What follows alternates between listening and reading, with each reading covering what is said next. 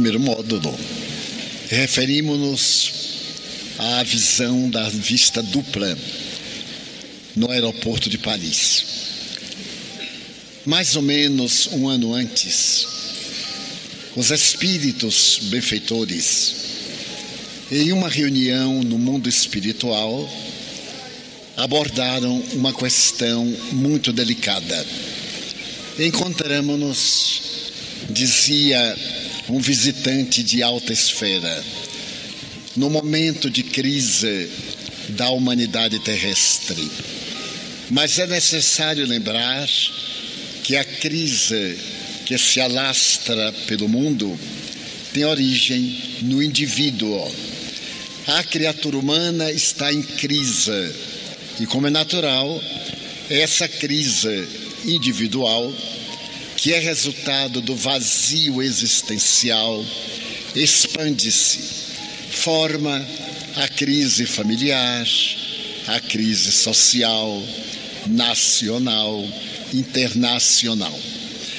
Há 280 anos, o filósofo inglês Thomas Hardy escreveu que a sociedade do seu tempo havia perdido o endereço de Deus. Parafraseando, diríamos que a sociedade contemporânea perdeu o endereço de si mesma, graças, de um lado, ao excesso de conforto para uns e à escassez quase absoluta de artigos de primeira necessidade para outros, produziu na sociedade um choque do indivíduo perante a consciência. E para fugir à consciência, substituiu por uma transferência de natureza psicológica. Procurar gozar para não se inteirar dos desafios humanos. O notável filósofo, teólogo e servidor humano, o Dr. Rey, afirmou com propriedade que os males que afligem a nossa sociedade são resultado de 3 elementos essenciais: o individualismo, o sexismo e o consumismo. Dessa mesma forma, o Dr. Rollo May aborda que o individualismo tornou-se o instrumento de defesa do indivíduo para sobreviver no caos dos relacionamentos humanos.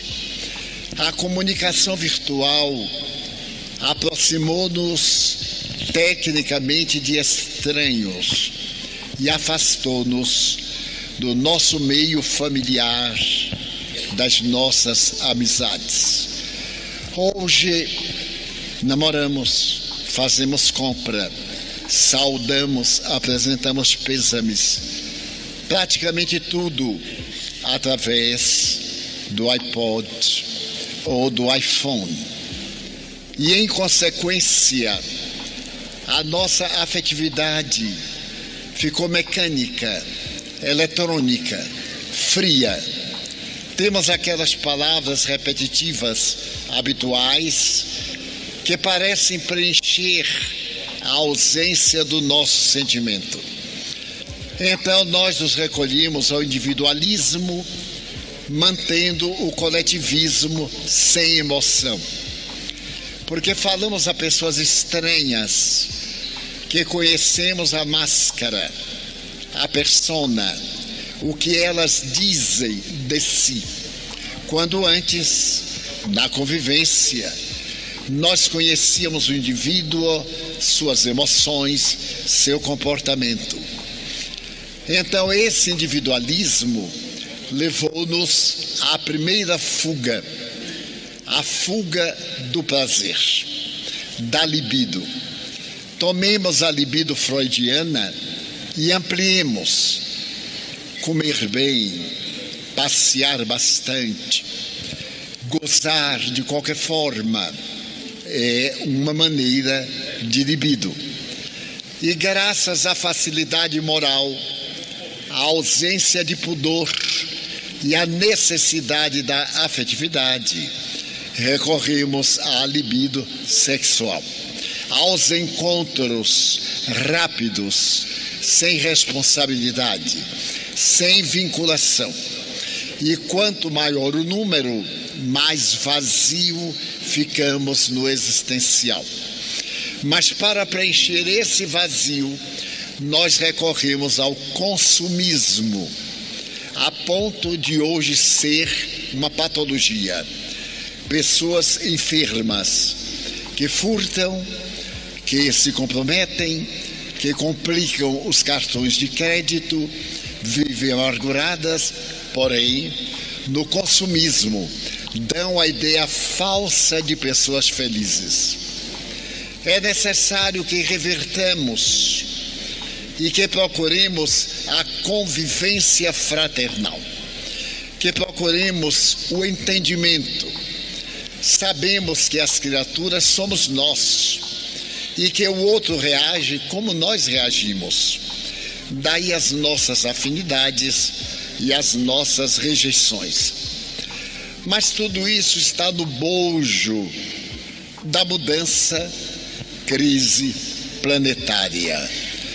Quando os espíritos maus já não encontrarão na Terra o clima, a psicosfera para reencarnar-se e irão para mundos inferiores.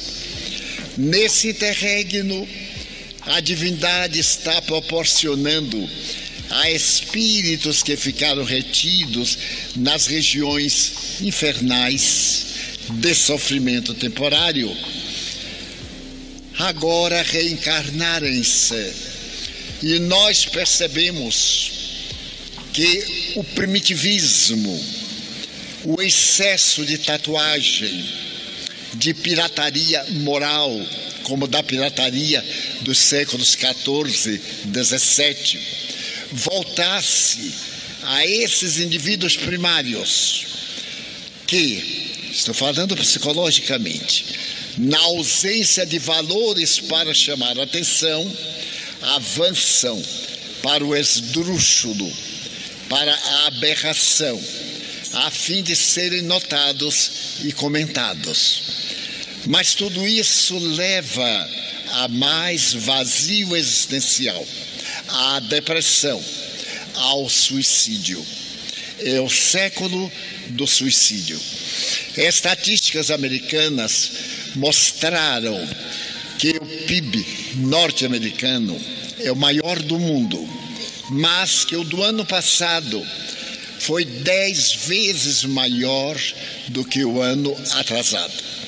Praticamente nos Estados Unidos se desfruta de muito prazer, à exceção de 20 milhões de miseráveis que não aparecem na imprensa. Estamos falando de estatística. Como consequência, nós elegemos uma sociedade frívola, modelo. Qualquer coisa que aparece na América, o mundo copia. Desde rodar um pequeno instrumento que traz alguns danos, até a necessidade de tornar-se um big shot para fazer parte de qualquer lista, ou lista Forbes, ou lista de futilidade, ou lista de maledicência. Não importa, falem de mim, falem sobre mim, chamo a atenção, porque no íntimo não estou satisfeito comigo. Quem está, encontra-se bem e não necessita dessa divulgação barata do Face ou de qualquer outro instrumento que nos leva à distração. Ao lado deste fenômeno histórico espiritual, entra agora a revelação. Espíritos devotados ao mal, inimigos de Cristo, reuniram-se para apressar o sofrimento humano, judeus do passado, que foram vítimas das cruzadas, vítimas dos expurgos, que padeceram a Inquisição, procuraram muçulmanos que também foram odiados nas cruzadas, nos expurgos, na Inquisição, para unir-se, abandonar seus pontos divergentes e por algum tempo reunir-se no além-túmulo contra o inimigo comum, Jesus de Nazaré, e trabalharem de maneira que o cristianismo enfraqueça-se. Consequentemente, os valores ético-morais desapareçam e o caos tome conta da sociedade.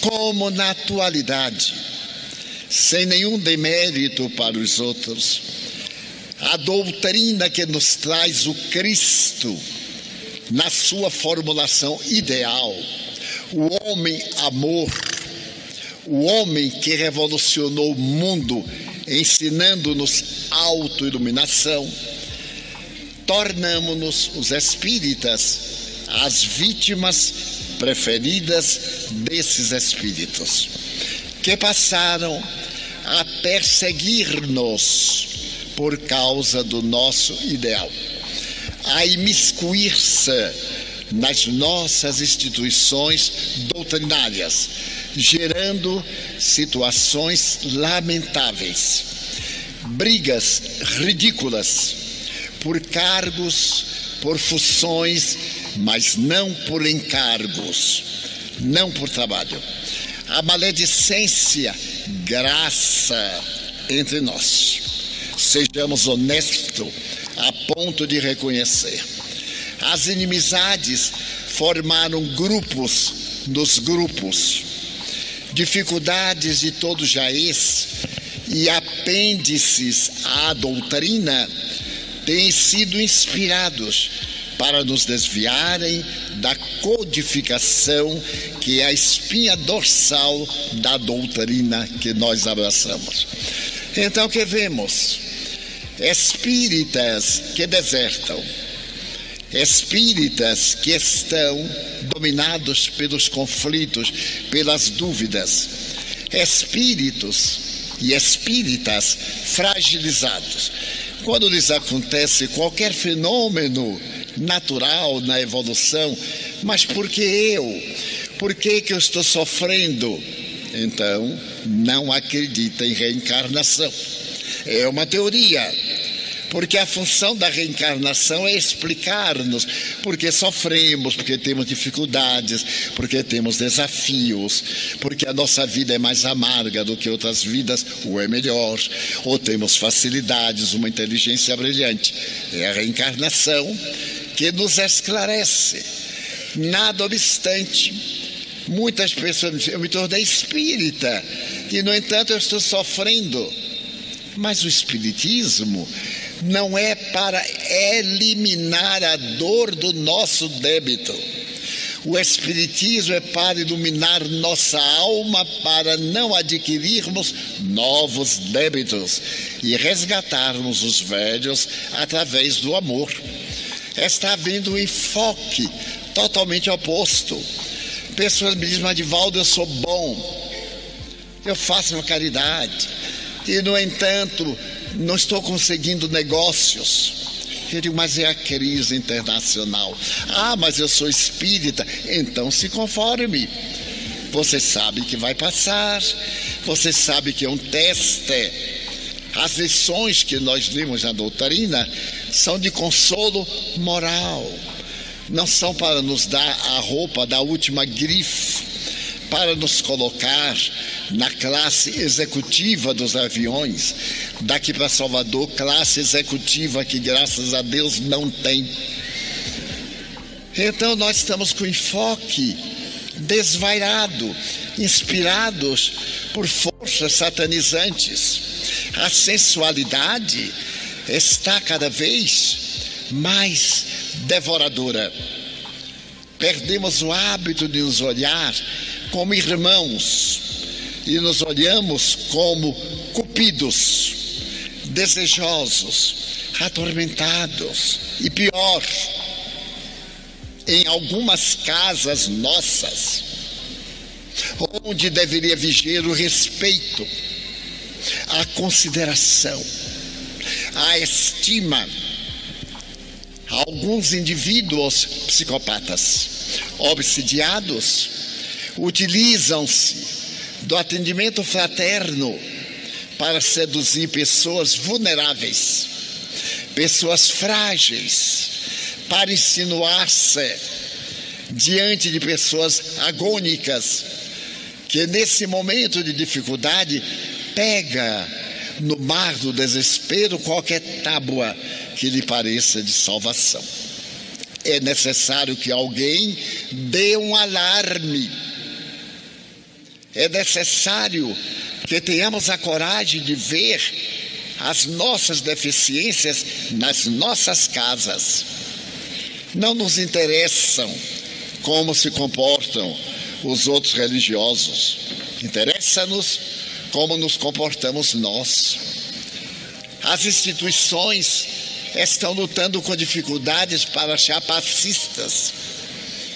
E então as pessoas aprendem passe, aprendem jorê e outra coisa, e abre uma clínica paga, porque o passe é gratuito. Vamos viver de outra forma, durante os dias para a grande noite e durante a noite para o grande dia. As reuniões mediúnicas estão perdendo o ardor. As comunicações dolorosas dos sofredores que são trazidos estão sendo vítimas dos conflitos dos médiuns. 60% de animismo. Estou nisso há 84 anos.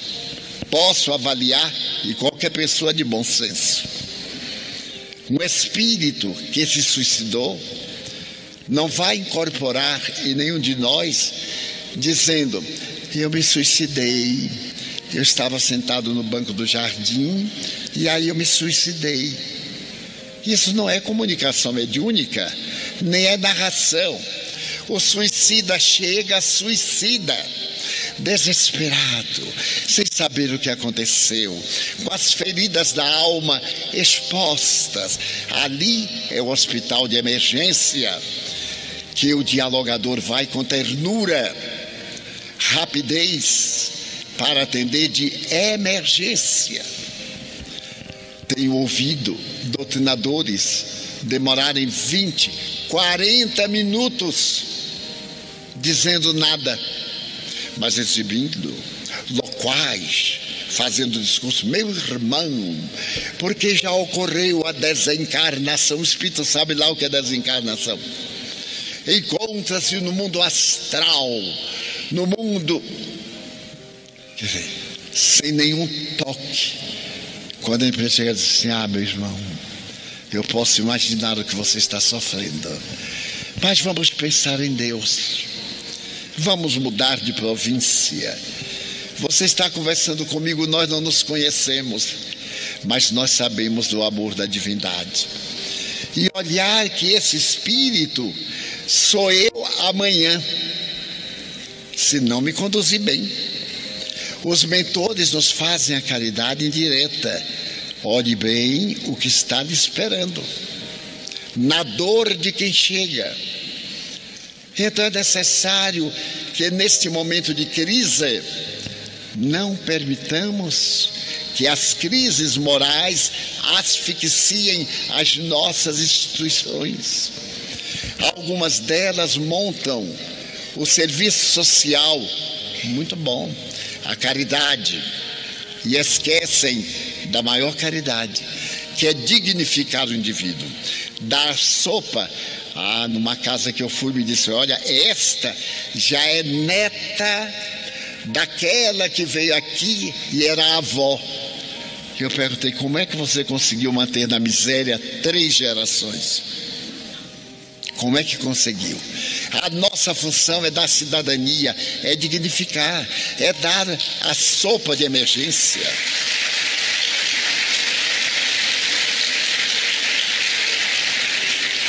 mas é também dar a vara de pescar da velha lenda chinesa. Dar o pão, mas ensinar a plantar o trigo.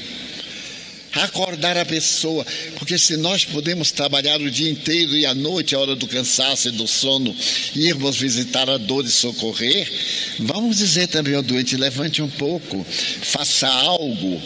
Não é essa peninha do coitadinho, isto é pieguismo. O Espiritismo dignifica, é dizermos também ao doente: você está em processo de reparação, porque em vida anterior, mas eu não acredito nisso, mas acredita na comida que eu lhe trago, não é? Então eu vou lhe explicar, mesmo que você não acredite. E termos muito cuidado com o lado sexual e as simpatias.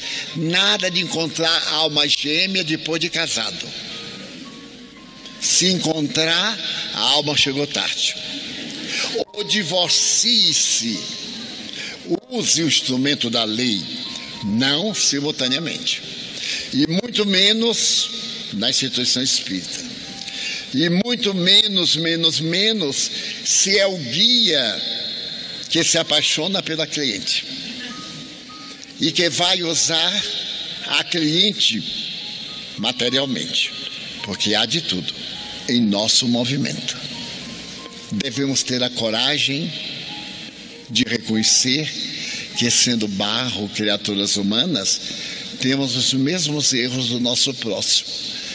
A diferença do rótulo não modifica o produto.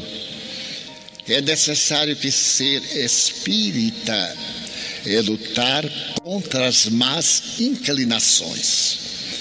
Que nós venhamos a simpatizar uma com o outro, a outra com um, é natural. Mas também de sublimar, de facilitar, de transformar em amigo. Pode haver nada mais precioso do que um amigo para a hora da nossa dor. É melhor do que um amante. Porque o amante, passado o momento em que és tu ao prazer, volta a indiferença, o cansaço, o tédio, a variação. Mas o amigo é sempre. Então transformemos os ditos amores e paixões em leal fraternidade. Vou dizer algo bastante forte. Qual teria sido a impressão de Maria de Madalena quando viu Jesus a primeira vez? Ela era uma meretriz, não sentia nada. Era sua máquina de costura no corpo. Ela ganhava o dinheiro e até logo. De repente ela vê um homem que sintetiza toda a beleza, todas as aspirações, que olha para ela e fulmina com o olhar. O que é que ela sente? Paixão. Ela não sentia emoções, não estava acostumada. Então ela diz: eu te darei a minha vida. É um arrobo de paixão. E ele, que era sábio, e disse: eu aceito, não agora, porque paixão passa, mas um dia que não está longe, eu te pedirei o sacrifício da vida. E pediu-lhe 30 anos depois, através da lepra, através dos sofrimentos mais bárbaros, quando agora ela amava a esse homem que ele transformou a vida, que eu pessoalmente considero a maior conversão do Evangelho, porque ela desceu ao pântano, à vasa fétida, e ascendeu a montanha tão elevada que a ela ele apareceu. Paulo, mas Paulo era casto. Quando conheceu Jesus, ele era casto. Tinha o espinho na carne, mas era saudável pela lei. Então não foi um grande esforço manter, mas ela experimentou. Ela provou do fel ao aroma mais sutil. Só podia ver daquele homem o homem, até que o vendo cada dia, a ternura do seu olhar, a voz misericordiosa, dulcificou-a e transformou-a na pessoa elegida para vê-lo depois da morte.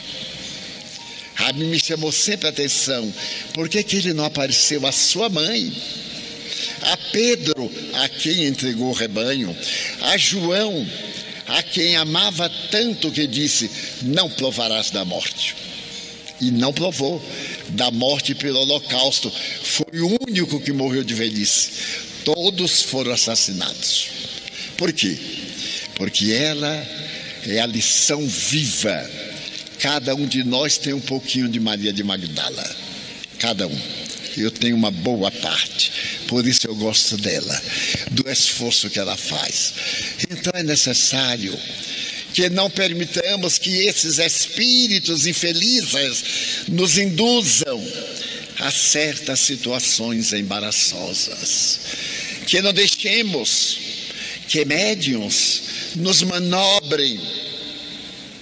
Ouçamos a mensagem com caráter kardeciano. Vejamos até onde é o inconsciente do médium e até onde é a palavra do mentor. E para isso é necessário convivência, conhecer o caráter do médium. Se o caráter é bom, as comunicações excelentes. Se o caráter não é bom, as comunicações mistificadas de espíritos zombeteiros iguais ao caráter do médium. Se é um médium caprichoso, as comunicações são duras, veementes, por causa da lei de sintonia, as afinidades.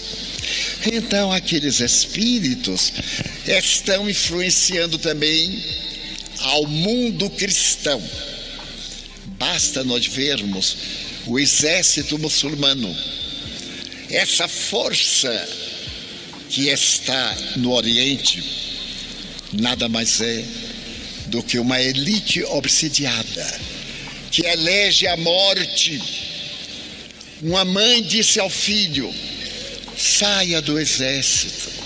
Ele levou à rua e decapitou-a, porque ela sugeriu que ele abandonasse o exército criminoso, a própria mãe. Quando me lembro de Jerusalém, que bateu palmas no domingo, e na quinta-feira que estava, crucifiquem, mas eu ofereço Barrabás, o bandido, o assassino. Não, nós queremos Barrabás, crucifica-o. É muita loucura, uma obsessão coletiva. Kardec fala das cidades obsidiadas, que de repente foram tomadas por obsessão coletiva, na América, na França e em outros países. Então temos muito cuidado com essas obsessões sutis, com essa fraternidade que os desequilibrados querem envolver-nos, a nós os médiuns, aos doutrinadores, aos dialogadores. Falar de Zeide uma aberração. Aos 88 anos, eu estava numa cidade e assinava, e alguém veio por detrás e me abraçou, e eu me senti mal pelo fluido pesado, mas não vi. Continuei, e então aquela voz pastosa disse, ai, Divaldo, eu tenho um sonho na minha vida. Eu percebi logo. Eu disse, não, minha filha, não é um sonho, é um pesadelo. Passe para cá, para frente, para eu ver você. Ah, mas eu quero lhe abraçar. Eu digo, mas eu não quero o seu abraço, porque eu não sou árvore para todo mundo abraçar grátis. Eu abraço quem eu gosto, quem eu não gosto eu não abraço. Ai, você não gosta de mim? Eu digo, não. Porque uma pessoa que vem estranha, abraça a gente pelas costas e ainda diz que teve sonho, eu quero ver a cara, para ver se eu vou sonhar. Aí quando passou, eu olhei e disse, qual é o seu sonho? Ter um filho com você. E eu então digo assim, nem em pensamento. Nós já morremos, minha filha. Está na hora da gente ajoelhar e rezar até horizontalizar. Você já morreu, não se engane não. Esse baile de terceira idade é uma ilusão. Ao invés do baile de terceira idade fazer crochê, os velhotes varrer a rua, não ficar atrás da mulher apagando a luz, apagando o fogo, ser úteis, acabar com essa ilusão de terceira idade, namorar na terceira idade, que coisa lamentável, e depois vai para o purgatório lamentar e namorar com quem? Na segunda idade já pense na morte, porque a morte começa na hora que a gente nasce. Nasceu, começa a morrer. As células vão multiplicando-se, cada 28 dias morrendo umas, nascendo outras. E até diz, mas por que nós não podemos ter um filho? Porque nós já morremos, física, psíquica, espiritualmente. E depois, no meio de 3 bilhões de homens na Terra, você escolheu a mim, choco, velho e acabado. Acaba esse sonho, minha filha, que isso é obsessão. E levamos da anarquia, mas eu vi o espírito que a estava estimulando. E eu olhei para ele assim, tu me paga. Eu te perdoo agora, mas na outra te pego. Então nós temos que acabar com esta coisa, apaixonar-se pelo orador. Uma outra vez eu sou apaixonada por você. E eu lhe disse de cara fechada, então eu falhei. Porque eu sou empregado de um grande homem. E eu tenho a missão de apresentá-lo. Se você, ao invés de vê-lo, viu a mim, eu falhei. E não me diga mais isto. Porque eu não sou digno de paixão. Eu sou digno de compaixão. De amizade, de prece, de afeto. Não de paixão. A nossa paixão é aquele que nos ama. Desde há 2000 anos já nos amava. Porque antes de nós sermos, ele já era. Então vamos mudar a inclinação.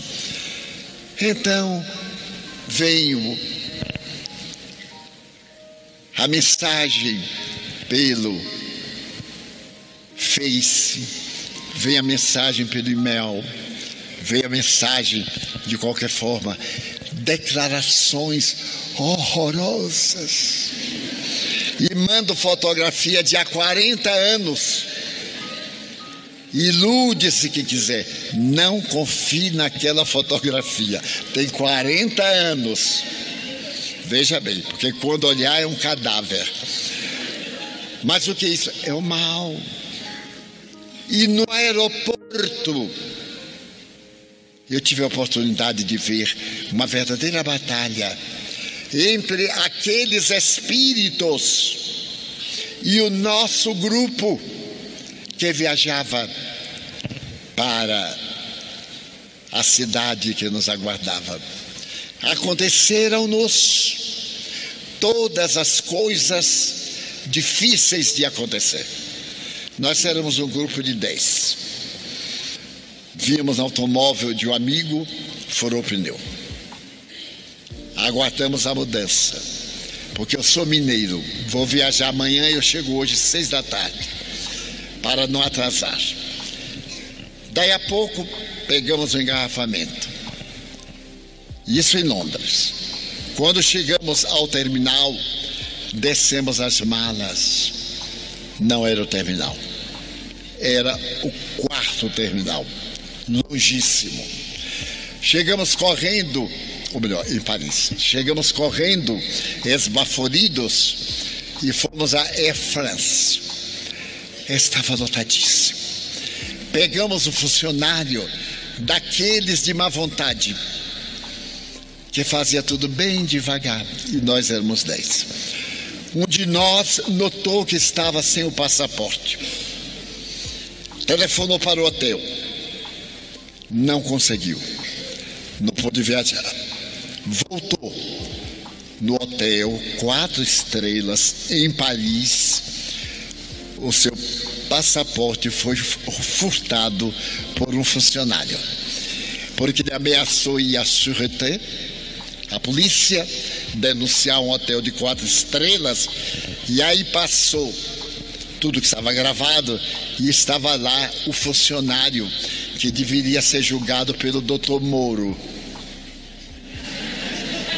Ele também está em curso nessa questão da capital Curitiba. E então, chegou a minha vez. E ele olhou o relógio e disse: eu acho que não vou lhe atender. Eu disse: por quê? Ele disse: porque já está na hora de fechar a porta do avião. Eu digo: mas se não tem nada com isso, você ganha para atender. E como está lá escrito que ainda está fazendo check-in, aí eu falei bem devagar: você vai me atender, de qualquer jeito. Eu falo um pouquinho francês. Ele então me olhou e fez: o que é que você quer dizer? Quero dizer que eu sei qual é o seu conflito e sei qual é o seu problema moral, e você não vai descarregar em mim, porque para mim você é um doente.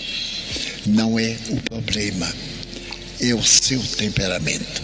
E agora apressa para não perder o avião.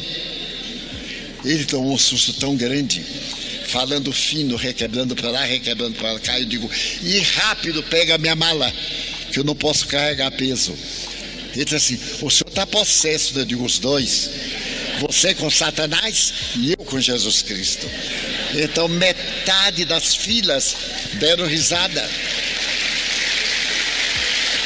porque ele queria chamar a atenção, mas nem precisava. Como diz o carioca, estava na cara, estava no corpo, estava no tudo. Mas o problema é dele, não é meu, não tenho nada com isso.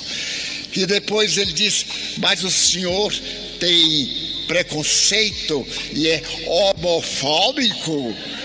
Eu digo: eu não sei nem o que é homofóbico nem preconceito. Eu paguei e vou viajar. E você proceda bem, porque senão eu dou queixa. Depois eu digo assim: meu filho. Aí entrou o espírita. A primeira parte eu disse: evangelho à parte. Depois, Jesus Cristo a favor.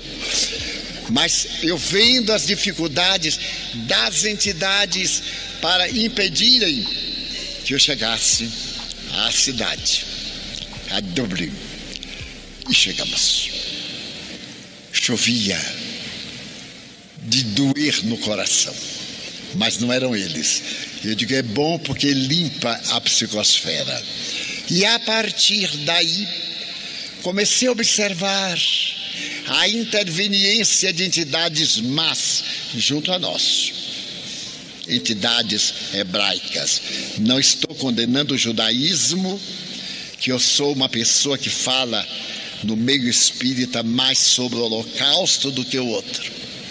Mas o seu ódio daqueles que foram nossas vítimas contra Jesus permanece. Isabel, a católica, e Fernando, o católico, que expulsaram os mouros, mandando-os para Portugal, que os matou, e alguns mandou para o Brasil, ou para o desterro na África. Esses não perdoaram o cristianismo. Na mente deles foi Jesus, e estão em regiões infelizes 400 anos, com ódio e rancor, tendo a oportunidade agora de reencarnar-se no materialismo, em situações deploráveis, para poder perverter a nossa cultura social. E eu pergunto aqui aos pais, aos educadores que têm sido vítimas do bullying, professores que apanham dos alunos e os pais ainda vão rebater. Eu pergunto: o que é que vocês educam sexualmente seus filhos? O que é que dizem a seus filhos quando chegam 15, 16 anos e trazem a namoradinha? Eu detesto esse diminutivo. Trazem a namoradinha para dormir em casa. E eu perguntei a um pai: como é que você aceita que uma moça venha dormir em casa com seu filho? Ele disse: Divaldo, porque assim ele não vai para o motel. Eu digo: e a sua casa vira um motel? Pense bem, porque a namoradinha de hoje não virá daqui a uma semana. Daqui a uma semana vem a namoradona. e vem a quarta, e vem a quinta. E perguntei a um pai: como é que o senhor aguenta um estranho entrar na sua casa só porque é o namoradinho de sua filha? Pela manhã sentar à mesa, o senhor servir café a esse ocioso que usa a sua filha como usa outra? Qual é a ética moral? Como é que nós devemos ensinar higiene sexual? É de surpreender que a SIDA, o AIDS, voltou, mas voltou não nos prostíbulos, na chamada sociedade sadia, nas meninazinhas experientes. Eu tenho hoje mais medo de uma garota entre 18 e 25 anos do que uma veterana da Guerra do Paraguai. Porque os meus amigos me contam, eu faço psicologia de grupo, de massa, tenho netos, pergunto aos meus amigos que têm vida licenciosa, e tenho muitos, e pergunto como é. Ele diz assim: faz um encontro, no máximo amanhã a gente fica, depois a gente vai. Ele vai para onde? Vai embora. E o nome? Não deu tempo para perguntar. E melhor, há uma certa disputa feminina quando aparece um bonitinho para ver quem agarra primeiro, mas na absoluta ausência de pudor. Perdoe-me, eu disse que ia falar na sala. Estou conversando na sala, conversando a respeito desses problemas humanos. Como é que nós vamos educar? Como é que nós vamos chegar ao mundo espiritual? Estamos necessitando da ética de Jesus, de não fazer ao outro porque não queremos que o outro nos faça. Não fazer a filha de um desviado ou transviado ou irresponsável porque não gostaria que fizéssemos a nossa filha. Contou-me um pai: Divaldo, eu frequento casas especiais, e certo dia em que eu escolhi alguma fotografia, quando fomos para a intimidade, era minha própria filha que frequentava o bordel, mas ela estava muito maquilada, ele não reconheceu na fotografia. Então quando ele chega, era a filha, e um olhou para o outro, e eu disse: não conte o resto, não é necessário. Agora o senhor é responsável, porque o senhor se educou assim, e ela compreendeu que tinha o direito de ser como o senhor. É um direito transmissível pelo exemplo. Então estamos necessitando de Jesus. No além-túmulo, a questão é terrível, porque essa falsa necessidade continua. Eu falei que o perispírito fica ligado, e ele vai ao sensualista, ao alcoólico, ao tabagista, ao usuário de drogas, para continuar. E já tenho visto, porque me hospedo em muitos hotéis, de tal forma que eu retiro o lençol e o travesseiro, envolvo numa toalha a minha pasta, que é mais ou menos assim, durmo sobre ela no chão, porque a cama está infectada de miasmas, de viroses, de vibrações as mais vis, as mais perturbadoras. Quando a união sexual é um ato divino, é o mais belo da vida, porque é graças a ela que Deus nos permite a perpetuação da espécie. Amemos, unamo-nos, porém respeitemo-nos, porque esse aparelho delicado, eletrônico, facilmente degenera. Facilmente vamos necessitar de substâncias químicas, porque a imaginação não será suficiente para atender. e lhes falo com a alma, com o coração, porque eu os vejo. Vejo em pessoas amigas sensuais a coorte de espíritos vampiros. O indivíduo já não sente quase mais nada. É só a novidade de algo diferente. É só a tentação de uma pessoa difícil. E aquele orgulho masculino conseguiu. Mas conseguiu frustrado.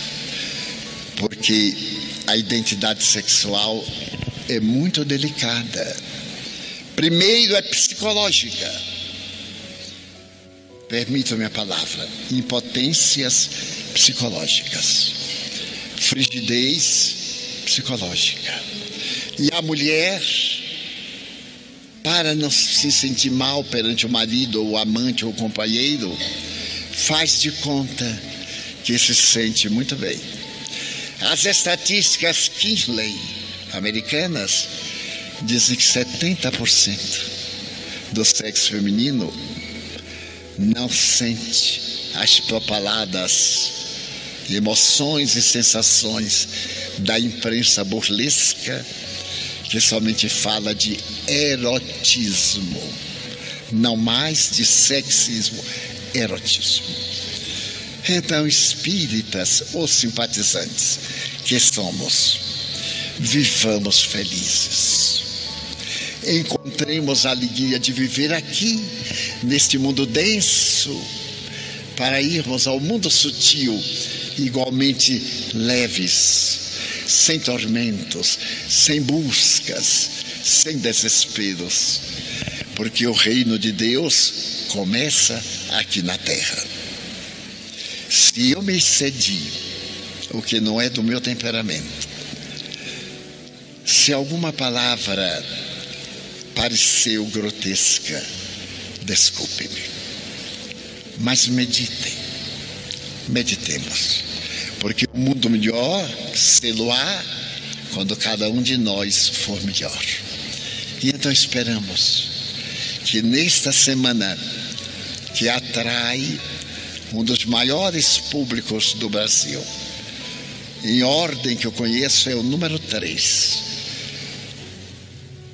é a Conferência de Curitiba, é a Cimesp do Recife, é a Semana Espírita de Vitória da Conquista, que eu venho há 62 anos sem parar. Então vamos amar-nos mais, desenvolver o sentido do pudor, porque, como encerrava Rolumei, a humanidade degenerou quando nós perdemos os laços de família, quando nós abandonamos as tradições, quando nós nos transformamos em objeto sexual. E a mulher, que desejou tanto a feminilidade, ainda dizem os modernos sexólogos, não conseguiu ser feminina, são exceções. Conseguiram agir de forma masculina, fazerem as coisas ignóbeis que o homem faz, como se fosse valor de feminilidade. Então, ser feminino é muito maior, muito mais nobre e acima do vulgar a que o coração feminino está se deixando conduzir. E que exoro a proteção divina, porque vejo muitos bons espíritos aqui conosco, ajudando-nos e exortando-me a falar essas questões mais delicadas, mas que fazem parte da nossa vida, para sermos espíritas, irmãos dos que sofrem, amigos dos infelizes. Pelo tempo utilizado, muito obrigado. Que Jesus nos abençoe.